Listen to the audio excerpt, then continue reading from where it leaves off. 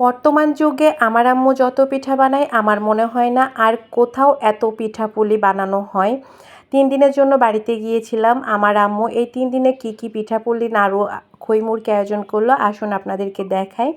তো এখানে হচ্ছে নারকেল নাড়ু বানিয়েছে। এই নাড়ুগুলো এত মজা হয়েছে, অনেক মজা হয়েছে। আর এটা হচ্ছে তিলের নাড়ু। এটা হয়তো অনেকেই চিনে না, আবার অনেকে অনেক পছন্দ করে। তো আম্মু নারকেল নাড়ু, তিলের নাড়ু দুটোই বানিয়েছিল। তারপর বানিয়েছিল চালের রুটি আর দেশি মুরগির মাংস। আর রুটিগুলো দেখুন মাশাআল্লাহ করে এত সফট হয়েছে, দেখেই বুঝতে পারতেছেন। আর চালের রুটি আর দেশি মুরগির মাংসটা কিন্তু অনেক ভালো লাগে।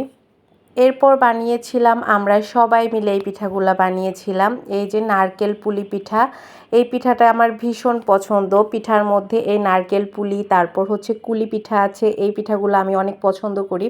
আমরা বাড়িতে গেলে আম্মু চেষ্টা করে বানানোর। আর এই যে পিঠাটা, এটার মধ্যে হচ্ছে কোরানো নারকেল আর চিনি মিক্স করে বানানো। এই পিঠাটা কিন্তু খুব বেশি দিন ঘরে রেখে খাওয়া যায় না, 2-3 দিনের মধ্যেই শেষ করতে হয়। বাট যেটা ভাজা পুলি দেখাইলাম ওইটা বেশ কিছুদিন ঘরে রেখে খাওয়া যায়। এই যে এটা, আর এটা কিন্তু চালের আটা দিয়ে করা, তো অনেক মচমচা, খুব ভালো লাগে, আমার পছন্দের পিঠা এটা। তারপর আম্মু খইমুড়কিও বানিয়েছিল।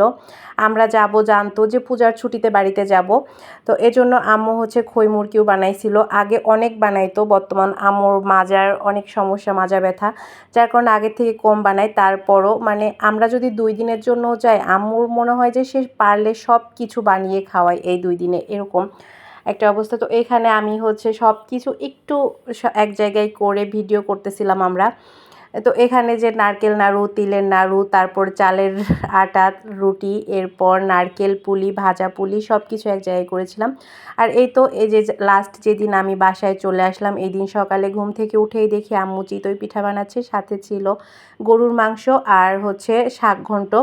এটা অনেকেই চিনে না, চিতই পিঠার সাথে ভর্তাটা সবাই খায়, বাট আমাদের ফরিদপুরের ফেমাস হচ্ছে চিতই পিঠার সাথে শাক ঘন্ট আর গরুর মাংস। তো এই তো ছিল আজকের ছোট্ট একটা ভিডিও আমার।